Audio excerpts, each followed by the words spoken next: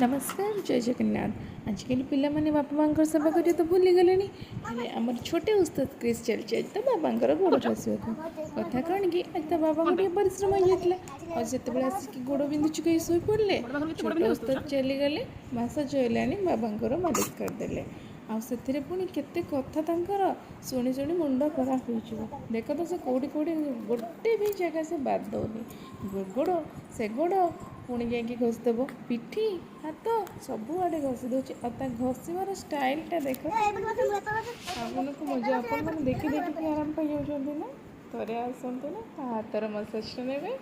आ हाथर जादू स्पर्श आपणकर सब जंत्रणा छु मंतर गायब सतरे एत भल कम करनी ना भगवान करतु आपण मान आशीर्वाद रू से बड़ हेले भी तो बापा माँ एमती सेवा करता रही जय जगन्नाथ।